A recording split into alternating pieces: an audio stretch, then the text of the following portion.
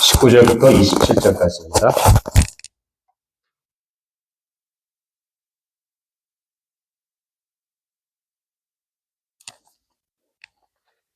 제가 지금 구약성경 1078페이지입니다. 1078페이지 예레미야 17장 19절부터 27절까지 같이 교독하도록 하겠습니다. 여호와께서 내게 이와 같이 말씀하시되 너는 가서 유다 왕들이 출입하는 평민의 문과 예루살렘 모든 문에 서서 우리에게 이르기를 이 문으로 들어오는 유다 왕들과 유다 모든 백성과 예루살렘 모든 주민인 너희는 여호와의 말씀을 들을지어다. 여호와께서 이와 같이 말씀하시되 너희는 스스로 삼가서 안식일에 짐을 지고 예루살렘 문으로 들어오지 말며 안식일에 너희 집에서 짐을 내지 말며 어떤 일이라도 하지 말고 내가 너희 조상들에게 명령한 같이 안식일을 거룩히 할지어다. 그들은 순종하지 아니하며 귀를 기울이지 아니하며 그 목을 곧게 하여 듣지 아니하여 교훈을 받지 아니하였느니라. 여호와의 말씀이니라. 너희가 만일 삼가 나를 순종하여 안식일에 짐을 지고 이 성문으로 들어오지 아니하며 안식일을 거룩히 하여 어떤 일이라도 하지 아니하며 다윗의 왕위에 앉아 있는 왕들과 고관들이 병거와 말을 타고 이 성문으로 들어오되 그들과 유다 모든 백성과 예루살렘 주민들이 함께 그리할 것이요 이 성은 영원히 있을 것이며 사람들이 유다 성읍들과 예루살렘의 들들과 베냐민 땅과 평지와 산지와 내겝으로부터 와서 번제와 희생과 소제와 유향과 감사 예물을 여호와의 성전에 가져오려니와. 우리 20절 같이 있습니다. 그러나 만일 너희가 나를 순종하지 아니하고 안식일을 거룩되게 아니하여 안식일에 짐을 지고 예루살렘 문으로 들어오면 내가 성문에 불을 놓아 예루살렘 궁전을 삼키게 하리니 그 불이 꺼지지 아니하리라 하셨다 할지니라 하시니라. 아멘. 하나님의 말씀이었습니다. 우리 잠깐 기도하고 우리 하나님 말씀 나누도록 하겠습니다. 아버지 하나님 감사합니다. 귀한 날 주님 앞에 나와 예배드릴 수 있는 은혜 주심을 감사합니다. 오늘 무엇보다도 저희들이 종교개혁주의를 맞아 다시 한번 우리의 신앙을 돌아보게 해주시고 늘 하나님 앞에 새로워져가는 우리의 신앙이 되게 하여 주시옵소서. 아버지 오늘도 저희들이 하나님 말씀 앞에 섰사오니 오늘도 선포되는 그 말씀 속에 하나님이 내게 말씀하시는 하나님의 생명한 음성 들을 수 있도록 우리의 마음이 집중하게 하시고 깨닫게 해주시고 깨닫는 대로 순종하는 좋은 마음을 허락하여 주시옵소서. 오늘도 부족한 종을 세워주셔서 말씀의 도구로 만상해 주시고 이 시대에 우리에게 주고자 하는 하나님의 말씀을 잘 대원할 수 있도록 성령님께서 제 마음과 생각과 입술을 주장하시고 인도하여 주시옵소서. 감사하며 예수님 이름으로 기도하옵나이다. 아멘.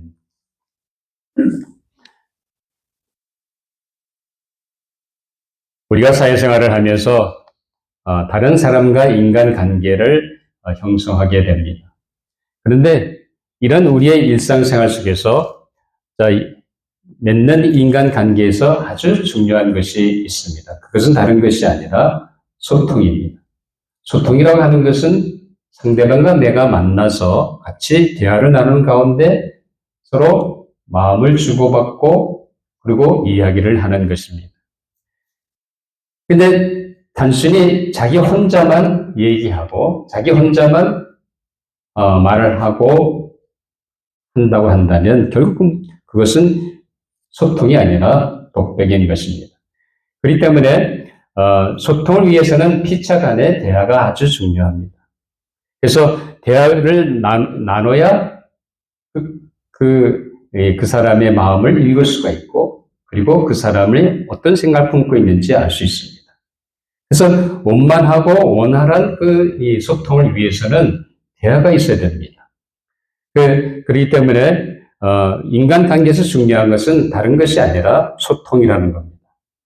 자, 내가 소통이 되지 않으면 무슨 문제가 생깁니까? 쓸데없는 불신과 그리고 오해를 낳게 합니다. 그렇기 때문에 인간관계에서 반드시 우리가 서로 만나서 대화를 통해 소통할 때 만약 그 소통이 끊어지게 되면 그 관계가 문제가 생기고 어려움이 생긴다는 말입니다.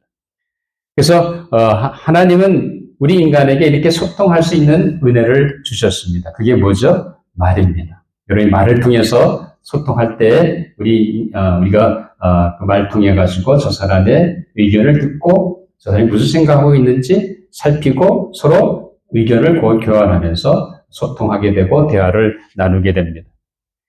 그래서 우리 인간은 이와 같이 다른 사람과 인간 관계를 통해서 서로 관계를 형성하면서 그러면서 이제 하나님이 우리 인간을 만드신 창조의 목적 가운데 쓰임받게 됩니다.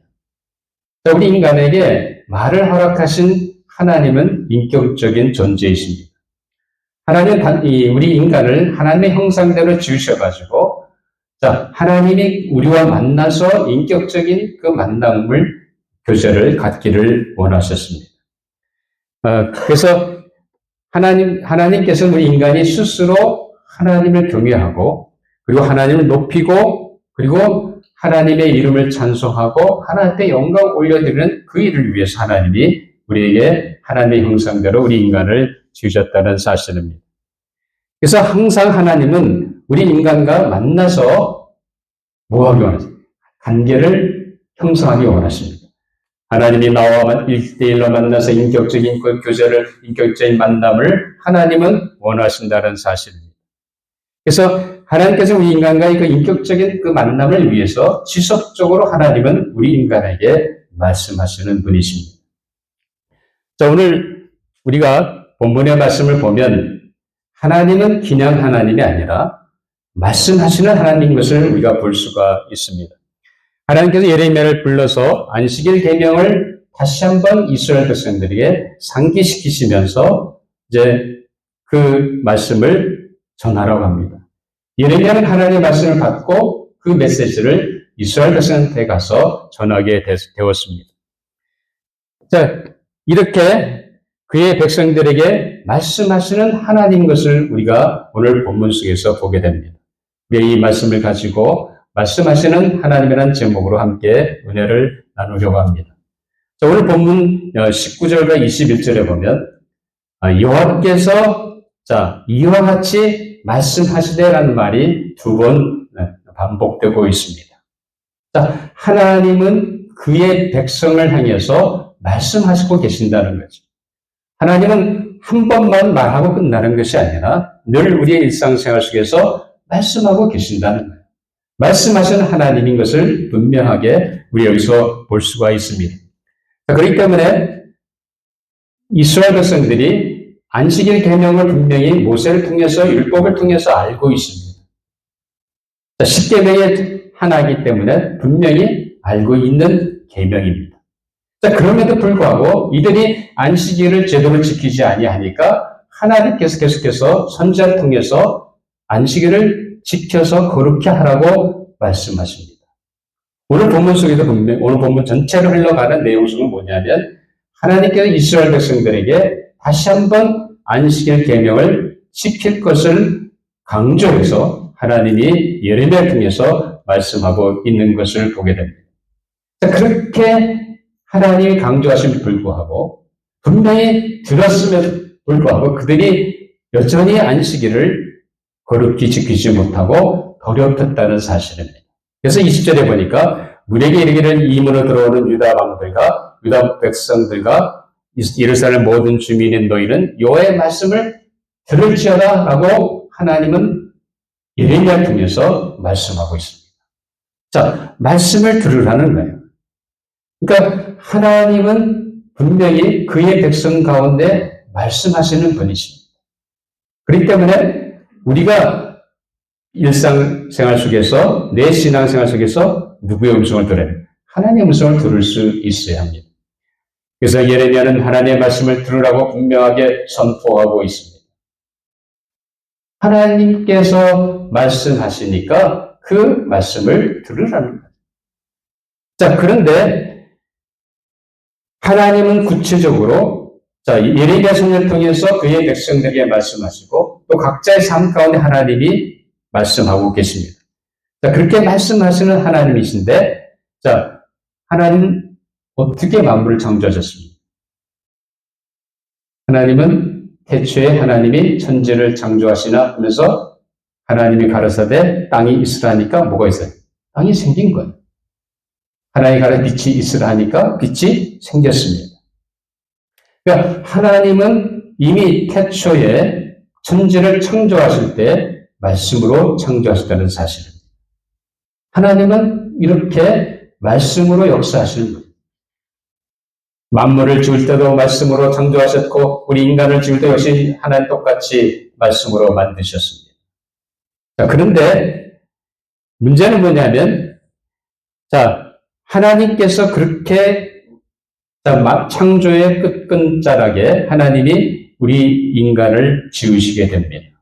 아마 여러분 창세기 1장 끝과 2장에 보면 하나님이 인간을 하나님 형상대로 지으신 그 이야기가 등장하게 됩니다. 그래서 하나님께서 우리 인간을 만드신 그 중요한 목적이 있는데 그건 다른 것이 아니라 하나님은 우리 인간과 소통하기 원하신다는 거죠. 하나님은 우리와 함께 인격적으로 만나서 교제하기 원하십니다. 인격적으로 만나서 그 인간과 함께 교제하시면서 그 인간인 사람이 하나님을 경외하고 하나님을 신뢰하며 하나님께 영광 올려드리는 그런 삶을 하나님은 원하셨습니다. 그런데 이스라엘 백성들도 역시 마찬가지입니다. 하나님 그렇게 안식일에 대한 계명을 말씀하셨음에도 불구하고 여전히 그들이 지키지 아니하니까 어떻게 됐습니까? 23절에 보니까 그들은 순종하지 아니하며 귀를 기울이지 아니하며 그 목을 곧게 하여 듣지 아니하며 교훈을 받지 아니하며 그렇게 누차 여러 번 수차례 하나님께서 말씀하시고 심지어는 선지자를 통해서 말씀하셨지만 여전히 그들이 듣지 않았다는 것. 알고도 듣고도 듣지 않았다는 것.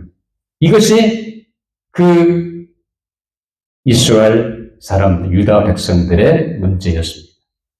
이와 같은 유다 백성들을 향해서 다시 한번 하나님이 예레미야를 통해 가지고 말씀을 주십니다. 그래서 하나님께서 이 말씀을 하시는 이유가 뭡니까? 예레미야를 통해 주신 이유는 그들로 하여금 다시 한번 안식일 계명이 무엇인지 깨닫고 순종하기 원하십니다. 하나님 수도 없이 말씀하셔서 여전히 듣지 않고 들어도 순종하는 그 백성들을 향해서 하나님 다시 예레미야를 통해서 보내주십니다. 그래서 만약 너희들이 내 말대로 안식일을 지켜 행하면 이 예루살렘의 그 문을 드나드는 사람마다 들어오는 유대의 왕들마다 영원히 있게 하겠다는 거예요. 그러나 그렇지 아니하면 여전히 하나님이 주신 그 안식일 계명을 지키지 아니하고 안식일을 더럽히게 된다고 한다면 하나님께서 심판하시겠다고 엄히 말씀하시는 것을 보게 됩니다. 27절에 보니까 그러나 만일 너희가 나를 순종하지 아니하고 안식일을 거룩되게 아니하여 안식일에 짐을 지고 예루살렘 문으로 들어오면 내가 성문에 불을 놓아 예루살렘 궁전을 삼키게 하리니 그불이 꺼지지 아니하니라 하셨다 할지니라 하십니다. 하나님의 진노가 거기에 임한다는 겁니다. 하나님 말씀하신 일은 다른 것이 아니라 듣고 청종하라는 거예요. 하나님 수도 없이 안식일에 대해서 얘기했지만 여전히 안식일을 범하는 그들을 향해서 하나님 다시 한번 마지막 경고의 말씀을 주고 계십니다.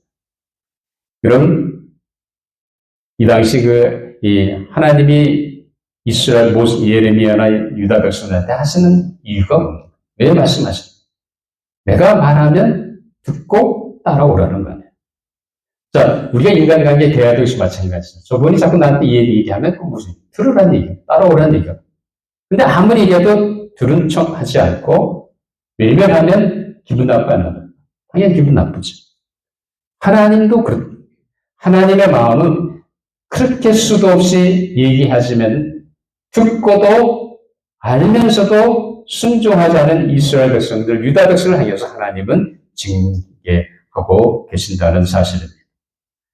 그렇기 때문에 우리가 오늘 본문 속에 나오는 안식일 계명이라고 하는 것은 과거 이스라엘 백성에게 주신 계명입니다. 그렇지만 오늘 우리 신앙을 살아가는 그리스도를 믿는 그리스도인의 신앙 공동체에서는 안식일 계명 마치 우리가 주일 성수하는 신앙과 마찬가지입니다.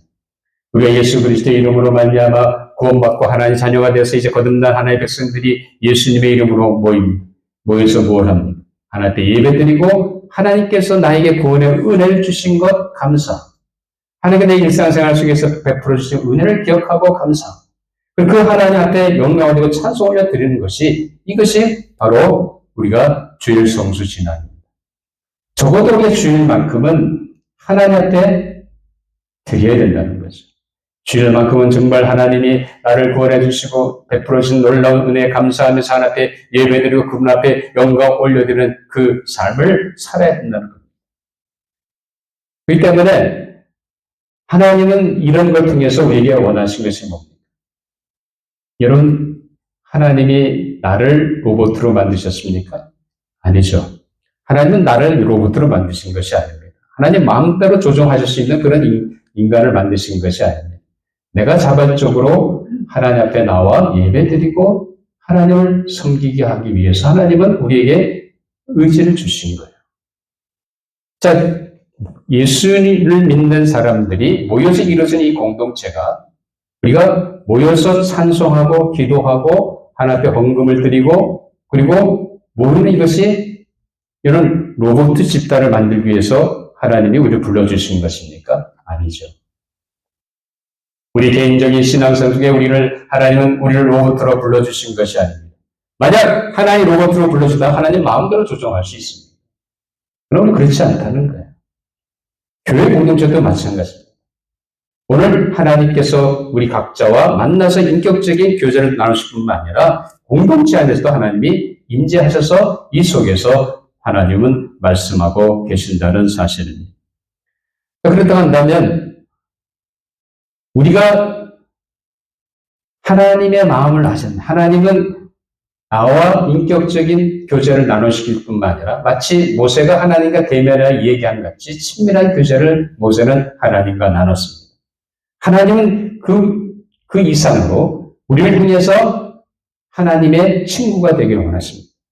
예수님 요한복음 15장 13절 15절을 보면 사람이 한번 같이 읽어보시죠. 시작. 사람이 친구를 위하여 자기 목숨을 버리면 이보다 더 큰 사랑이 없나니 너희는 내가 명하는 대로 행하면 곧 나의 친구라. 이제부터는 너희를 종이라 하지 아니하리니 종은 주인이 하는 것을 알지 못함이라. 너희를 친구라 하였노니 내가 아버지께 들은 것을 다 너희에게 알게 하였습니다. 자, 하나님이 나와 친한 친구같이 만나서 대면하고 소통하기 원하신다는 거예요. 하나님은 인격적인 만남을 나와 갖기를 원하십니다. 그럼 정말 믿으세요? 하나님의 친구가 될 수 있어요, 없어요? 뭐 대답들이 시원치 않습니까? 하나님의 친구가 되면 얼마나 좋겠어요? 아니면 밀리언웨어가 친구가 되면 좋겠어요? 아니면 대통령이 친구가 되면 좋겠어요? 물론 그것도 좋을 수도 있겠죠. 그러나 더 중요한 것은 하나님 내 친구가 되신다는 겁니다. 세상에 이것처럼 귀한 것이 어디 있습니까? 그래서 하나님은 우리를 친구로 살 뿐만 아니라 예수님께서도 분명하게 거기에 대한 말씀을 하십니다. 자, 예수님이 나를 통해서 더 이상 종이라 부르지 않고 뭐라 부른다고 했습니까? 친구라 부른다는 거예요. 그러니까 하나님의 마음이나 예수님이 다 똑같습니다. 하나님 나에게 말을 주시고 하나님께 나를 구원해 주신 놀라운 의의는 다른 것이 아니라 하나님 나와 1대1 만나서 만남에 인격적인 관계를 형성하길 원하신다는 사실입니다. 먼 분이 아니에요. 하나님 먼 데 계신 분이 아니라 지금 나와 함께 하셔서 마치 친구처럼 말씀하시고 친구처럼 나에게 대화하시고 소통하실 수 있는 그런 분이 하나님이라는 사실입니다. 그래서 예수님은 무슨 얘기를 양과 목자의 비유를 얘기하시면서 이런 얘기합니다. 요한복음 10장 4절에 보니까 자기 양을 다 내온 후에 앞서가면 양들이 그의 음성을 아는 거로 따라오게. 선한 목자 대신 예수 그리스도를 따라가는 양이라고 한다면 양은 목자의 음성을 잘 압니다. 양은 어디 있든지 목자가 부르면 따라갑니다. 그것이 양의 특성이에요. 하나님의 자녀들도 역시 마찬가지입니다. 우리가 하나님이 말씀하시면 그 음성을 듣고 따라가는 것이 우리 신앙의 삶의 모습입니다. 자, 그렇기 때문에 계속해서 요한복음 10장 27절 보면 같이 한번 읽어볼까요? 시작. 내 양은 내 음성을 들으며 나는 그들을 알며 그들은 나를 따른다. 여러분, 양이 목자를 알고 있다는 거예요. 양이 목자의 음성을 분별해서 듣는다는 겁니다. 수도 없이 많은 양들의 목자가 있는데 그 양들은 자기를 인도하는 목자의 음성을 안다는 거예요. 그 많은 음성 가운데. 이것처럼 하나님과 나와의 관계가 그렇게 되기를 주님은, 또 하나님은 우리에게 원하신다는 사실입니다.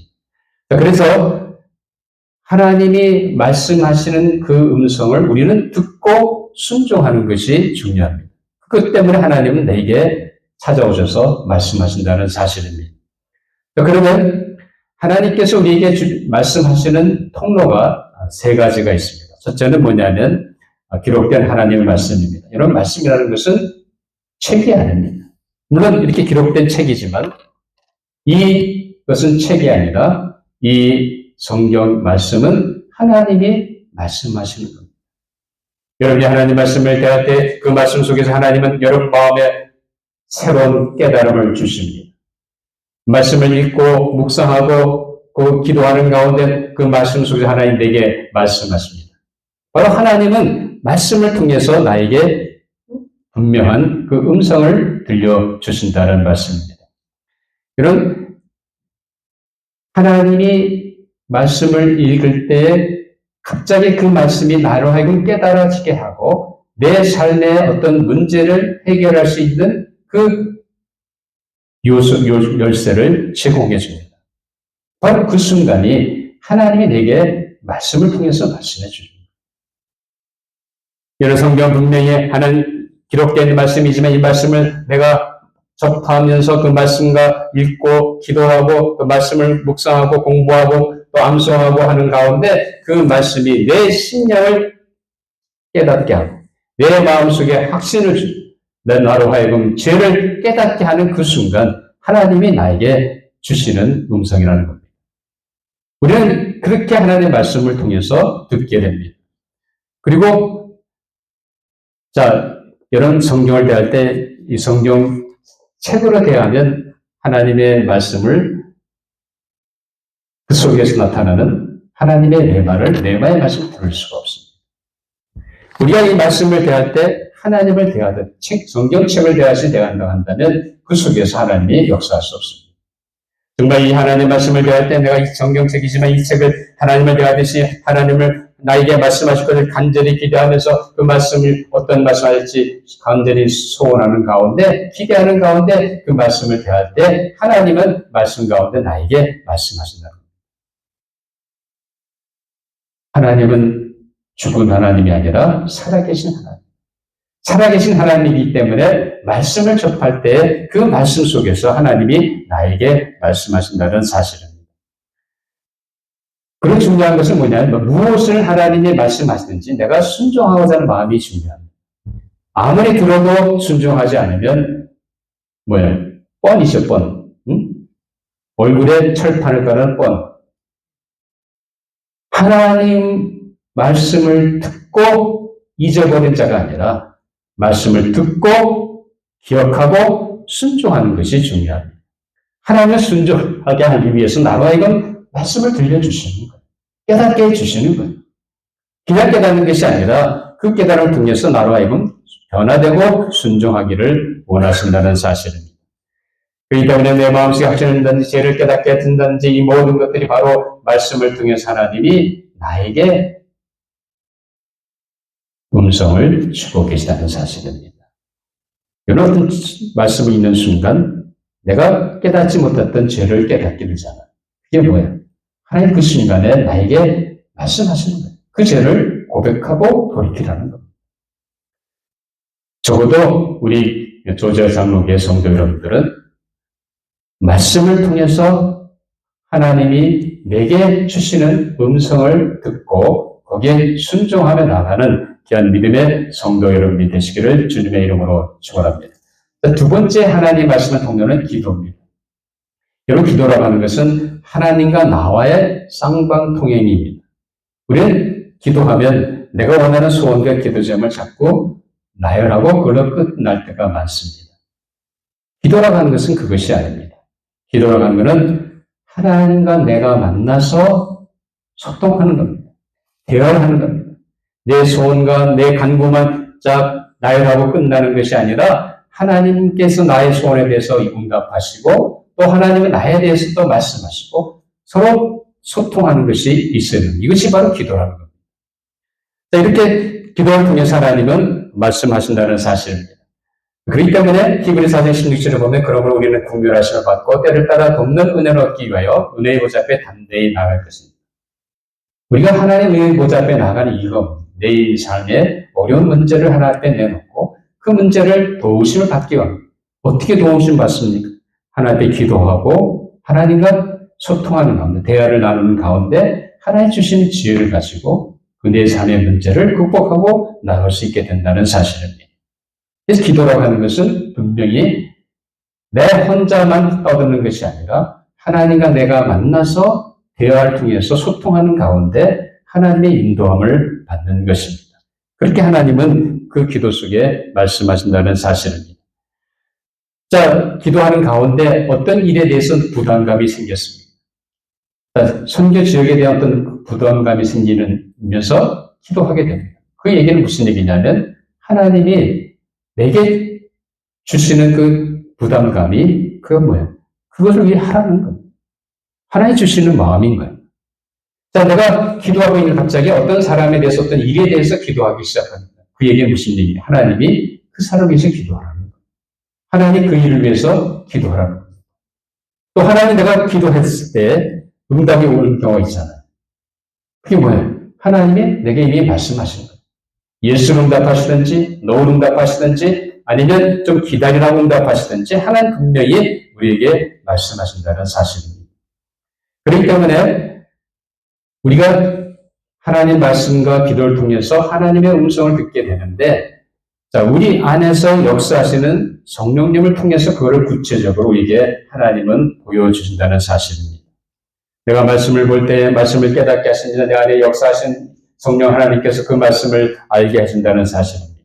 그러니까 예수님이 요한복음 16장 13대 보면 그러나 진리의 성령이 오시면 그가 너희를 모든 진리 가운데로 인도하시리니 그가 스스로 말하지 않고 오직 들은 것을 말하며 장래를 너희에게 알게 하시리라 라고 말합니다. 진리의 성령 되신 그 성령님 우리 안에 내재하시면서 우리가 말씀을 대할 때 그 말씀을 깨닫게 해주십니다. 그 말씀 속에서 하나님이 주시는 음성을 깨닫게 합니다. 또 내가 하나님 앞에 기도할 때 그 기도 속에서 하나님이 나에게 무엇을 말씀하시는지 성령님은 나에게 그 마음을 주신다. 하나님 주시는 마음을 주신다는 말씀입니다. 그래서 우리가 말씀과 기도로 하나님이 하시는 말씀을 들을 수 있는데 그것을 성령 하나님께서 내 안에서 역사하셔서 말씀을 대할 때, 하나님께 기도할 때 하나님의 세미한 음성을 잘 듣게 하고 깨닫게 하고 그 음성에 순종하도록 인도하신 분이 우리 안에 역사하시는 성령 하나님이라는 사실입니다.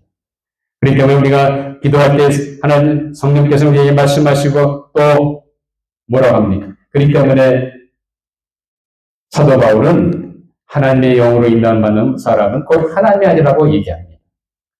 그러니까 하나님의 음성을 듣고 하나님을 따라가는 하나님의 백성들이 당연히 우리 안에 역사하시는 성령의 음성을 듣고 나가는 것이 그것이 삶의 비결이라는 사실입니다.